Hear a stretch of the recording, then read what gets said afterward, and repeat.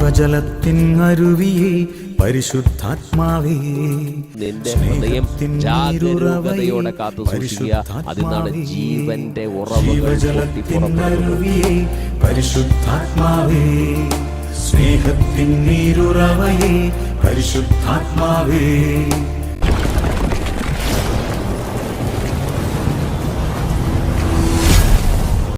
Hallelujah.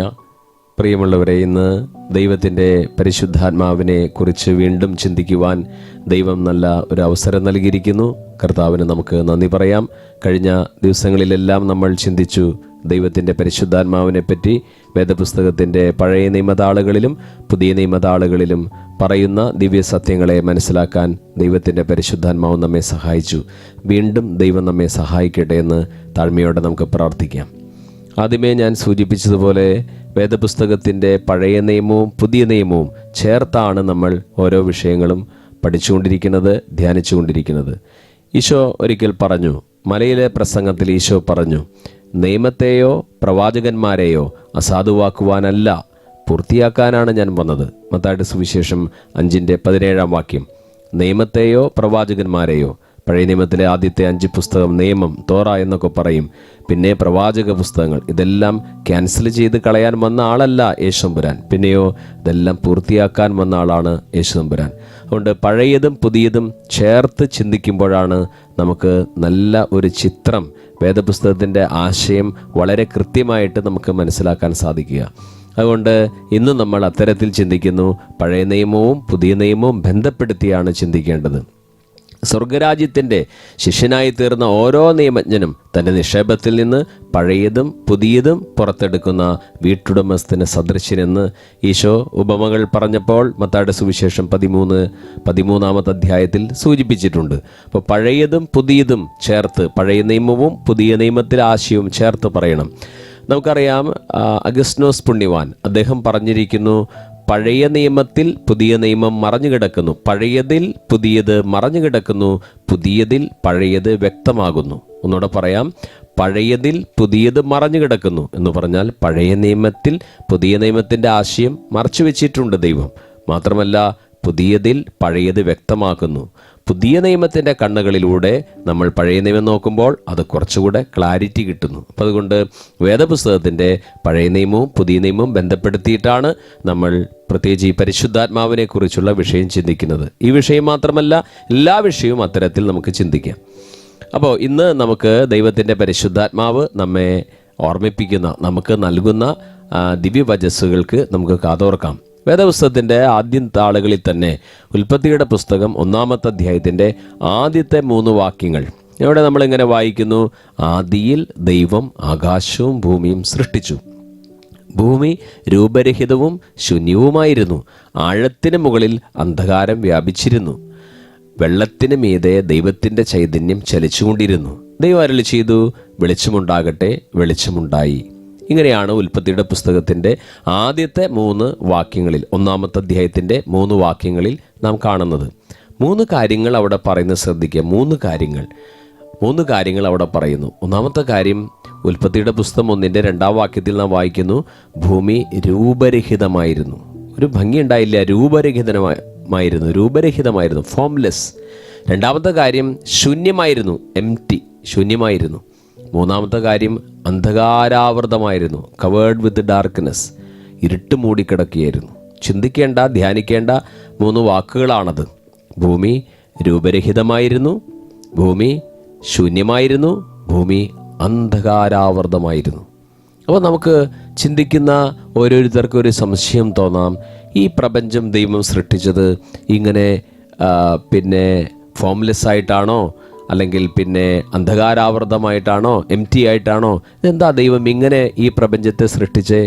ദൈവം, പരിശുദ്ധനായ ദൈവം, സർവശക്തനായ ദൈവം ഒരു കാര്യം സൃഷ്ടിക്കുമ്പോൾ ഏറ്റവും ഭംഗിയായിട്ടല്ലേ സൃഷ്ടിക്കുക? ഇതെന്താണ് പാഴായി കിടക്കുന്നത്? ഇതെന്താണ് ശൂന്യമായി കിടക്കുന്നത്? ഇതെന്താണ് രൂപരഹിതമായി കിടക്കുന്നത്? അപ്പോൾ നമ്മൾ അതിനെക്കുറിച്ച് വേദപുസ്തകത്തിൽ പഴയ നിയമത്തിൽ തന്നെ മറ്റു ചില പുസ്തകങ്ങളിലെ നമ്മൾ കാണുമ്പോൾ നമുക്കത് കൂടുതൽ വ്യക്തമാകും. ഞാൻ വേദപുസ്തകത്തിലെ ഒരു വാക്യം ഞാൻ വായിക്കാം. യെശയ്യായുടെ പ്രവചനം 45-ാമത്തെ അധ്യായം. ശ്രദ്ധിക്കണം, യെശയ്യായുടെ പ്രവചനം 45-ാമത്തെ അധ്യായത്തിൻ്റെ 18-ാം തിരുവചനം. യെശയ്യാ 45-ന്റെ 18-ാം വാക്യം. അതിൻ്റെ 18-ാം വാക്യത്തിലെ എല്ലാ കാര്യങ്ങളും വായിക്കുന്നില്ല. നമ്മുടെ വിഷയത്തോട് ബന്ധപ്പെട്ട് ചില കാര്യങ്ങൾ മാത്രം ഞാൻ വായിക്കുന്നു. അവിടുന്ന് ഭൂമിയെ രൂപപ്പെടുത്തി സ്ഥാപിച്ചു, വ്യർത്ഥമായിട്ടല്ല അധിവാസയോഗ്യമായി തന്നെ. എത്ര ഭംഗിയായിട്ടാണ് എഴുതിയിരിക്കുന്നത്. ഒന്നുകൂടെ ഞാൻ വായിക്കാം. അവിടുന്ന് ഭൂമിയെ രൂപപ്പെടുത്തി സ്ഥാപിച്ചു, വ്യർത്ഥമായിട്ടല്ല അധിവാസയോഗ്യമായി തന്നെ അവിടുന്ന് അത് സൃഷ്ടിച്ചു. അപ്പോൾ ഭൂമിയെ ദൈവം സൃഷ്ടിച്ചപ്പോൾ ഇവിടെ ദൈവം സൃഷ്ടിച്ച എല്ലാ ജീവജാലങ്ങൾക്കും മനുഷ്യർക്കും അധിവാസയോഗ്യമായിട്ടാണ് സൃഷ്ടിച്ചതെന്നാണ് യെശയ്യായുടെ പ്രവചനം 45-ാമത്തെ അധ്യായത്തിൻ്റെ 18-ാം വാക്യം വായിക്കുന്നത്. ഭൂമി മനുഷ്യന് അല്ലെങ്കിൽ എല്ലാവർക്കും വാസയോഗ്യമായിട്ടാണ് ദൈവം സൃഷ്ടിച്ചത്. പക്ഷേ ഉൽപ്പത്തിയുടെ പുസ്തകത്തിൽ നാം വായിക്കുമ്പോൾ എന്താണ് കാണുന്നത്? ഭൂമി പിന്നെ രൂപരഹിതമായിരുന്നു, ഭൂമി ശൂന്യമായിരുന്നു, പിന്നെയോ ഭൂമി അന്ധകാരാവൃതമായിരുന്നു. പക്ഷേ യെശയ്യാ പറയുന്നു, നോക്കൂ, ഭൂമിയെ വാസയോഗ്യമായിട്ടാണ് ദൈവം സൃഷ്ടിച്ചത്, വ്യർത്ഥമായിട്ടല്ല. വാസയോഗ്യമായി മനുഷ്യന് ജീവജാലങ്ങൾക്ക് പാർക്കാൻ തക്ക വിധത്തിലാണ് ദൈവം സൃഷ്ടിച്ചത്. അപ്പോൾ എന്താണ് ഇതിനിടയിൽ പറ്റിയത്? നമ്മൾ ശ്രദ്ധിക്കണം. ഈ ഭൂമി പാഴും ശൂന്യമായി പോയതാണ്. ദൈവം മനോഹരമായി സൃഷ്ടിച്ചെങ്കിലും ഇത് ശൂന്യമായി തീർന്നു, അന്ധകാരാവൃതമായി തീർന്നു. പ്രിയപ്പെട്ടവരെ, ദൈവം സൃഷ്ടിച്ച ഈ പ്രപഞ്ചം, ദൈവം സൃഷ്ടിച്ചതിന് ശേഷം ആദവും ഹവ്വയും ജീവിച്ചിരുന്ന ഈ ഭൂമി, അവർ ജീവിക്കുന്നതിന് മുമ്പേ തന്നെ ഇത് മറ്റെന്തോ ദൈവം ഇവിടെ സൃഷ്ടിച്ചു. ആ സൃഷ്ടിജാലങ്ങൾ, ഒരു പക്ഷേ മനുഷ്യനോ അതിന് തുല്യമായ ആരോ ഈ പ്രപഞ്ചത്തിൽ ഉണ്ടായെന്നും അവർ തിന്മ ചെയ്തുകൊണ്ട് ഈ ഭൂമിയെ ദൈവം കൈവിട്ടു. ആ കൈവിടപ്പെട്ട ഭൂമിയാണ് ഈ ഉൽപ്പത്തിയുടെ പുസ്തകം 1-ാമത്തെ അധ്യായത്തിൽ കാണുന്നതെന്ന് ചില ബൈബിൾ പണ്ഡിതന്മാരെങ്കിലും പറയുന്നുണ്ട്. പ്രിയപ്പെട്ടവരെ, അങ്ങനെ ശൂന്യമായി കിടന്ന ഈ പ്രപഞ്ചത്തിൽ, അന്ധകാരാവൃതമായി കിടന്ന ഈ പ്രപഞ്ചത്തിൽ എന്തുപറ്റി? ദൈവത്തിൻ്റെ ചൈതന്യം ചലിച്ചുകൊണ്ടിരുന്നു. പ്രിയപ്പെട്ടവരെ, കോഴി മുട്ടയുടെ മുകളിൽ കോഴിത്തള്ള അടയിരിക്കുന്നത് പോലെ, ബ്രൂഡിംഗ് എന്ന വാക്കാണ്, അടയിരിക്കുകയായിരുന്നു. ദൈവത്തിൻ്റെ പരിശുദ്ധാത്മാവ് വെള്ളത്തിൻ്റെ മുകളിൽ ഇങ്ങനെ ചലിച്ചുകൊണ്ടിരുന്നു. അങ്ങനെ ചലിച്ചുകൊണ്ടിരുന്നപ്പോൾ എന്തുപറ്റി? ഈ ഭൂമി, പാഴായ ഭൂമി, ശൂന്യമായ ഭൂമി, അന്ധകാരാവൃതമായ ഭൂമി രൂപമുള്ളതായിട്ട് തീർന്നു, മനോഹരമായി തീർന്നു. ഇരുട്ട് നിറഞ്ഞ ഭൂമിയിൽ ദൈവം നോക്കിയിട്ട് പറഞ്ഞു, വെളിച്ചമുണ്ടാകട്ടെ. അപ്പോൾ എന്ത് സംഭവിച്ചു? അവിടെ വെളിച്ചമുണ്ടായി. അപ്പോൾ ഈ ഭൂമി ശൂന്യമായ, അന്ധകാരാവൃതമായ, പാഴായി തീർന്ന ഈ ഭൂമി, പ്രിയപ്പെട്ടവരെ, അതിനെയാണ് ദൈവം പുതുക്കിയെടുത്തത്. അതിനെ പുതുക്കിയെടുത്ത് അതിൽ മനുഷ്യന് വാസയോഗ്യമായി തീർത്തു എന്ന് ബൈബിൾ നമ്മെ നോക്കി പറയുന്നു. പ്രിയപ്പെട്ടവരെ, അങ്ങനെ ഈ ഭൂമി വാസയോഗ്യമായി തീർക്കുവാൻ ദൈവം ചെയ്തത് ദൈവത്തിൻ്റെ പരിശുദ്ധാത്മാവിൻ്റെ ചലനമാണ് ഉണ്ടായത്. മാത്രമല്ല, ദൈവം വചനം ഉച്ചരിച്ചു, വെളിച്ചമുണ്ടാകട്ടെ, ലെറ്റ് ദെയർ ബി ലൈറ്റ് എന്ന് പറഞ്ഞു. അപ്പോഴാണ് എന്ത് പറ്റിയത്? ഇവിടെ പ്രകാശമുണ്ടായത്. ഇനി ഞാൻ പറയുന്നത് ശ്രദ്ധിക്കണമേ, ഇത് പഴയ നിയമത്തിൽ കാണുന്നതാണ്. ദൈവവചനത്തിൻ്റെ പഴയ നിയമ ആളുകളിൽ നമ്മൾ കാണുന്നതാണ്. ഇത് നിഴലുകളാണ്. ഇതിൻ്റെ പൊരുൾ പുതിയ നിയമത്തിലാണ് നമുക്ക് കാണാൻ സാധിക്കുക. ഞാൻ എപ്പോഴും പറയാറുണ്ട്, വേദപുസ്തകത്തിൻ്റെ പഴയ നിയമവും പുതിയ നിയമവും ചേർത്താണ് നമ്മൾ ചിന്തിക്കേണ്ടത്.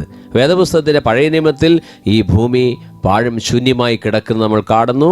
ദൈവത്തിൻ്റെ പരിശുദ്ധാത്മാവും ദൈവത്തിൻ്റെ വചനവും കൂടി ഈ ഭൂമിയെ രൂപപ്പെടുത്തി മനോഹരമാക്കി തീർത്തു. ഇതിൽ മറ്റൊരു കാര്യം കൂടെ പ്രായോഗിക തലത്തിൽ നമ്മൾ ചിന്തിക്കണമേ. ഒരുപക്ഷെ നമ്മുടെ ഭവനം, നമ്മുടെ ജീവിതമൊക്കെ തകർന്ന് തരിപ്പണമായി കിടക്കുകയാണെങ്കിലും, ഈ പാഴും ശൂന്യമായി കിടക്കുകയാണെങ്കിലും നമ്മൾ എന്ത് ചെയ്യണമെന്നറിയാമോ? ദൈവത്തിൻ്റെ വചനം ഉച്ചരിച്ച് നമ്മുടെ പ്രപഞ്ചത്തെ നാം മനോഹരമാക്കണം. ഞാൻ പറയുന്നത് മനസ്സിലാകുന്നുണ്ടോ? ദൈവത്തിൻ്റെ വചനം ഉച്ചരിക്കണം. ശാപവാക്കുകൾ പറയരുത്, പാഴുവാക്കുകൾ പറയരുത്, നിരാശയുടെ വാക്കുകൾ പറയരുത്. എൻ്റെ ജീവിതം കൊണ്ട് എനിക്കിനി ഉയരാൻ സാധ്യമല്ല, എൻ്റെ ജീവിതം നശിച്ചുപോയി, തകർന്നുപോയി എന്ന് പറയരുത്. പ്രത്യാശയുടെ വാക്കുകൾ പറയണം. ദൈവത്തിൻ്റെ വചനങ്ങൾ ഉച്ചരിച്ച് നീ നിൻ്റെ പ്രപഞ്ചത്തെ മനോഹരമാക്കി തീർക്കണം. എന്താണെങ്കിലും വേദപുസ്തകത്തിൽ പറയുന്ന, ഈ പഴയ നിയമത്തിൽ പറയുന്ന പാഴും ശൂന്യമായി തീർന്ന ഈ പ്രപഞ്ചത്തിൻ്റെ അവസ്ഥ എന്താണെന്നോ പുതിയ നിയമത്തിൻ്റെ കണ്ണുകളിലൂടെ അപ്പോസ്തലനായ പൗലോസ് അത് പഠിപ്പിച്ചു തരുന്നുണ്ട്. അപ്പോസ്തലനായ പൗലോസ് എന്താണ് പറയുന്നത്? ഈ പഴയ നിയമ ഉദാഹരണം എടുത്ത് ഇത് ഈ പ്രപഞ്ചത്തിൻ്റെ മാത്രം അവസ്ഥയല്ല, ഓരോ മനുഷ്യൻ്റെ അവസ്ഥ കൂടിയാണ് എന്നാണ് പറയുന്നത്. വളരെ ശ്രദ്ധിച്ചാലാണ് മനസ്സിലാവുക. ഇങ്ങനെ അന്ധകാരാവൃതമായി ശൂന്യമായി കിടക്കുന്ന ഈ അവസ്ഥ ഈ ഭൂമിയുടെ അവസ്ഥ മാത്രമല്ല, വീണുപോയ ഓരോ മനുഷ്യൻ്റെ അവസ്ഥയാണ്. ഈ ലോകത്ത് ജീവിക്കുന്ന പാപത്തിൽ വീണുപോയ മനുഷ്യവർഗത്തിൻ്റെ അവസ്ഥയാണെന്ന് കാണുന്നു. എവിടെയാണത് പറയുന്നത്? കൊരിന്ത്യ ലേഖനത്തിലെ ആ വാക്യം ശ്രദ്ധിക്കണം. അവിടെ എങ്ങനെയാണ് എഴുതിയിരിക്കുന്നത്? അന്ധകാരത്തിൽ നിന്ന് പ്രകാശം ഉദിക്കട്ടെ എന്ന് അരുൾ ചെയ്ത ദൈവം തന്നെയാണ് ക്രിസ്തുവിൻ്റെ മുഖത്ത് വെളിവാക്കപ്പെട്ട ദൈവതേജസ്സിനെ പറ്റിയുള്ള അറിവിൻ്റെ പ്രകാശം ഞങ്ങൾക്ക് തരേണ്ടതിന് ഞങ്ങളുടെ ഹൃദയങ്ങളെയും പ്രകാശിപ്പിച്ചിരിക്കുന്നത്. അല്പം നീണ്ടൊരു വചനമാണ്. നമുക്കത് മുറിച്ചൊന്ന് കാണാനും കേൾക്കാനും ചിന്തിക്കാനും ശ്രമിക്കാം. ശ്രദ്ധിക്കൂ. അന്ധകാരത്തിൽ നിന്ന് പ്രകാശം ഉദിക്കട്ടെ എന്നരുൾ ചെയ്ത ദൈവം. എവിടെയാണ് അന്ധകാരത്തിൽ നിന്ന് പ്രകാശം ഉദിക്കട്ടെ എന്ന് പറഞ്ഞത്? ഉൽപ്പത്തി 1:3 വാക്യം. ഉൽപ്പത്തി 1:3 ദൈവം പറഞ്ഞത് വെളിച്ചമുണ്ടാകട്ടെ. അപ്പോൾ വെളിച്ചമുണ്ടായി.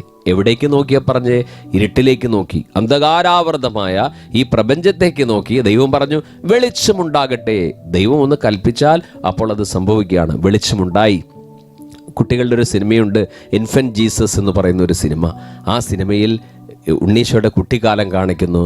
ഉണ്ണീശോ ചെറുതായിട്ടിരിക്കുമ്പോൾ എന്ത് സംഭവിക്കുന്നു? താൻ മണ്ണ് കുഴച്ചൊരു കിളിയുടെ രൂപമുണ്ടാക്കുന്നു. ആ കിളിയുടെ രൂപമുണ്ടാക്കി അതിനെ പ്രാർത്ഥിച്ച് മുകളിലേക്ക് ഉയർത്തി അങ്ങ് എറിയുമ്പോൾ ആ പക്ഷി ഉയർന്ന് പറന്ന് പോകുന്നു. ഒരു മണ്ണുകൊണ്ട് കുഴച്ച് ഉണ്ടാക്കിയ ഒരു കിളിയുടെ രൂപമാണ്. മുകളിലേക്ക് എറിഞ്ഞപ്പോൾ അത് പറന്നുപോയി. ഉണ്ണീശോയുടെ അടുത്തിരുന്ന കുട്ടി എന്ത് ചെയ്തു? മണ്ണുകൊണ്ട് കുഴച്ച് ഒരു കിളിയുടെ രൂപമുണ്ടാക്കി അതിന് മുകളിലേക്ക് എറിഞ്ഞു. അത് താഴെ വീണ് ഉടഞ്ഞു പോയി. പ്രിയപ്പെട്ടവരെ, ഉണ്ണീശോ ദൈവത്തിൻ്റെ പുത്രനാണ്, ദൈവം തന്നെയാണ്. അവനായതുകൊണ്ട് അവന് സൃഷ്ടിക്കാൻ കഴിയും. അപ്പോൾ അതുകൊണ്ട് എന്നതുപോലെ തന്നെ ഇവിടെ പറയുന്നു അന്ധകാരത്തിൽ നിന്ന് പ്രകാശം ഉദിക്കട്ടെ. ഉൽപ്പത്തിയുടെ പുസ്തകത്തിൽ നാം വേണ്ടുവോളം ഇപ്പോൾ കണ്ടു. അന്ധകാരാവൃതമായിരിക്കുന്ന ഈ പ്രപഞ്ചത്തെ നോക്കി ദൈവം അരുൾ ചെയ്തു വെളിച്ചമുണ്ടാകട്ടെ. അതേ വാക്യം തന്നെ അപ്പോസ്തലനായ പൗലോസ് കൊരിന്ത്യ ലേഖനത്തിൽ പറയുന്നു അന്ധകാരത്തിൽ നിന്ന് പ്രകാശം ഉദിക്കട്ടെ എന്ന് അരുൾ ചെയ്ത ദൈവം തന്നെയാണ് ക്രിസ്തുവിൻ്റെ മുഖത്ത് വെളിവാക്കപ്പെട്ട ദൈവതേജസ്സിനെ പറ്റിയുള്ള അറിവിൻ്റെ പ്രകാശം ഞങ്ങൾക്ക് തരേണ്ടതിന് ഞങ്ങളുടെ ഹൃദയങ്ങളെയും പ്രകാശിപ്പിച്ചിരിക്കുന്നത്. അല്പം നീണ്ടൊരു വാക്യമാണല്ലോ അല്ലേ?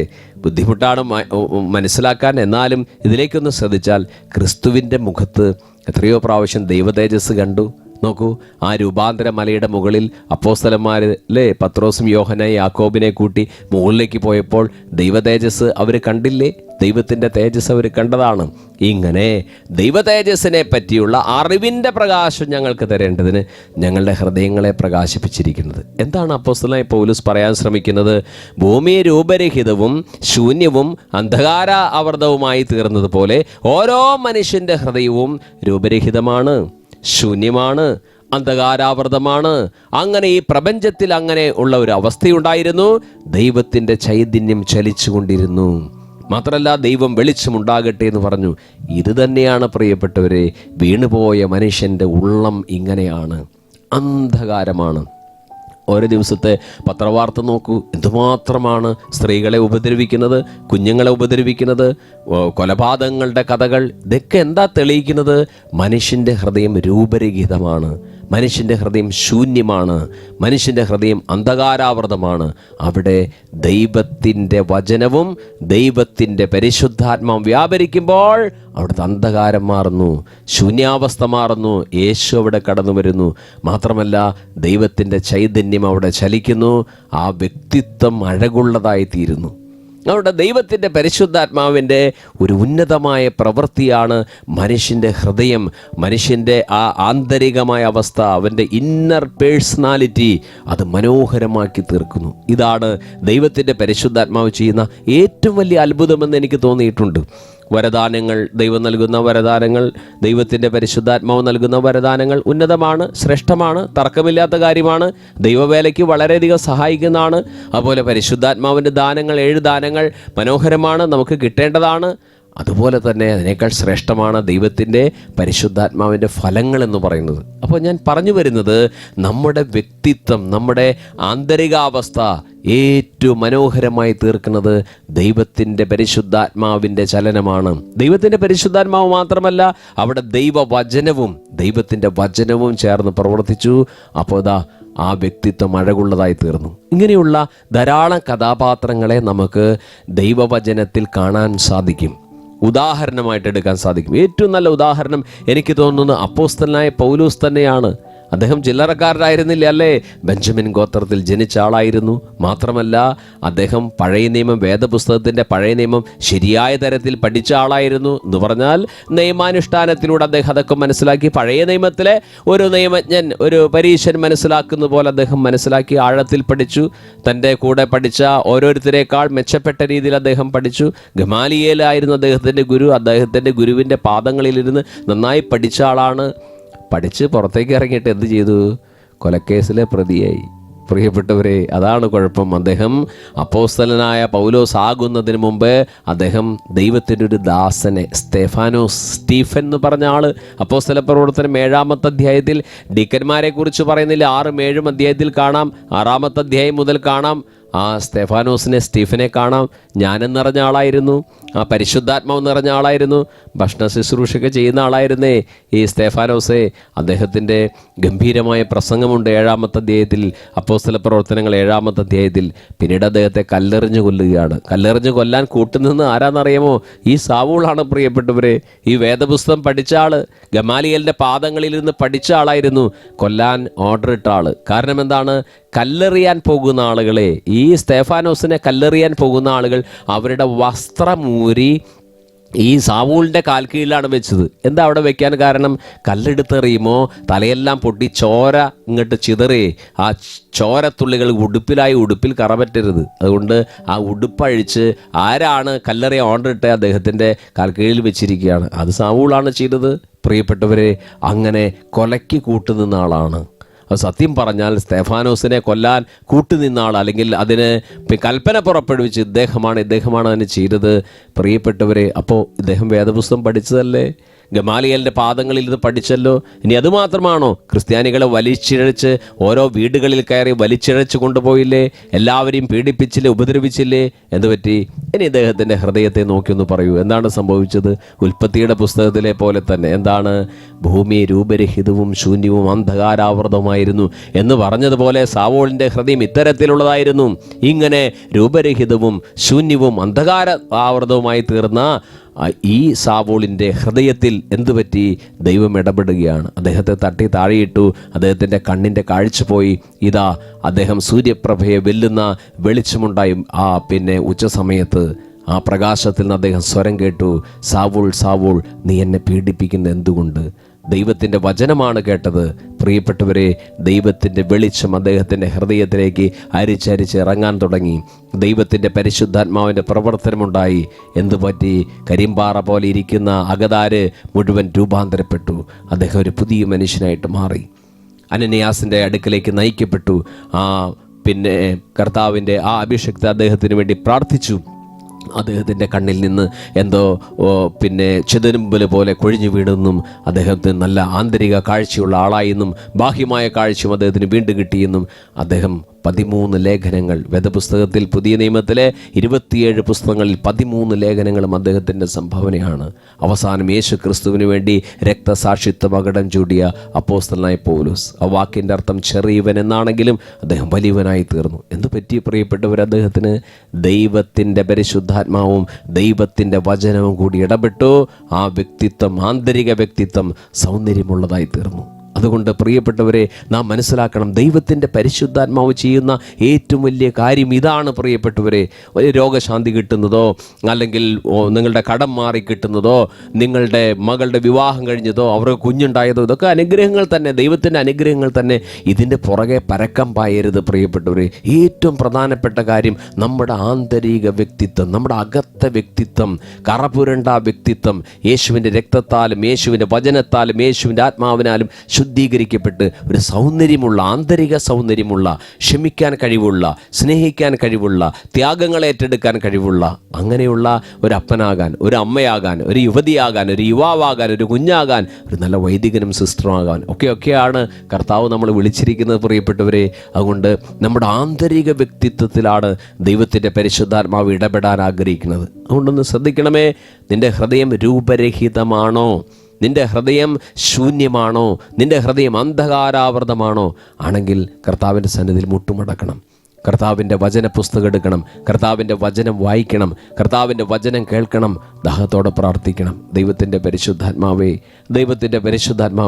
അടിയൻ്റെ അന്തരംഗത്തെ കൂടി ശുദ്ധീകരിച്ച് തരണമേ. ഇതിന് അപ്പോസ്തലനായ പത്രോസ് പറയുന്ന ഒരു വാക്കുണ്ട്. എന്താണെന്നറിയാമോ? ദൈവ സ്വഭാവമുള്ള ആളുകളായി തീരുക. ചില കുഞ്ഞുങ്ങളെയൊക്കെ നമ്മൾ കാണുമ്പോൾ പറയില്ലേ, ഓ ഈ കുഞ്ഞിൻ്റെ മുഖം നോക്കിയാൽ ആ അപ്പച്ചൻ്റെ മുഖം തന്നെയാണ്, ആ അപ്പച്ചൻ്റെ പിന്നെ നെറ്റി തന്നെയാണ്, ഇല്ലെങ്കിൽ അമ്മൂമ്മയുടെ പാളച്ചെവി തന്നെയാണെന്നൊക്കെ പറയാറില്ലേ?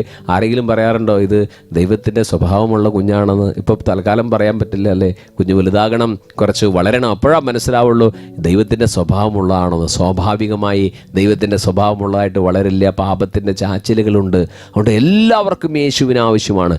എല്ലാവർക്കും യേശുവുമായിട്ടുള്ള ഒരു എൻകൗണ്ടർ വിത്ത് ജീസസ് എന്ന് പറയുന്നത്, യേശുവുമായിട്ട് കണ്ടുമുട്ടുന്ന ഒരു അനുഭവം വേണം. അപ്പോഴാണ് ഒരു രൂപാന്തരീകരണം ഉണ്ടാവുക. അപ്പോൾ അതുകൊണ്ട് പ്രിയപ്പെട്ടവരെ, ഏറ്റവും പ്രധാനപ്പെട്ട കാര്യം ഇതാണ്: നമ്മുടെ ആന്തരിക തലം ശുദ്ധീകരിക്കപ്പെടുക, ദൈവത്തിൻ്റെ മുമ്പിൽ സൗന്ദര്യമുള്ള വ്യക്തിത്വങ്ങളായിട്ട് മാറുക.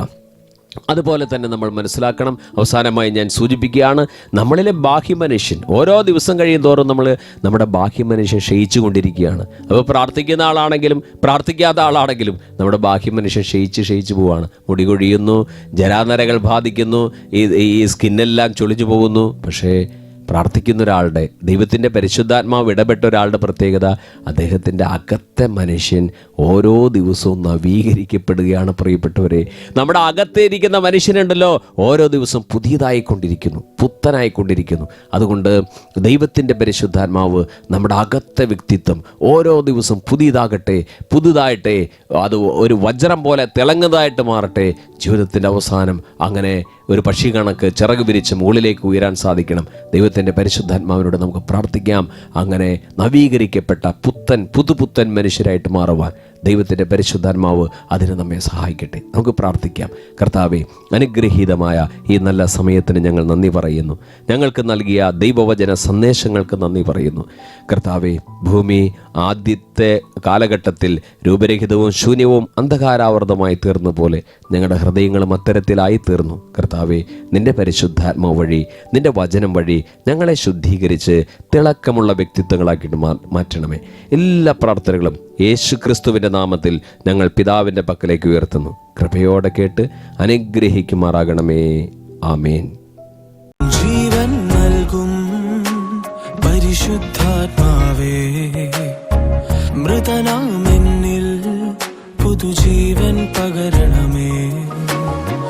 ജീവൻ നൽകും പരിശുദ്ധാത്മാവേ, മൃതനാമെന്നിൽ പുതുജീവൻ പകരണമേ.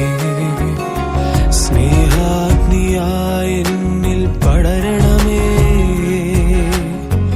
എന്താഹമെല്ലാം അകറ്റണമേ. സ്നേഹാഗ്നിയായി എന്നിൽ പടരണമേ. എന്താഹമെല്ലാം അകറ്റണമേ. പരിശുദ്ധാത്മാ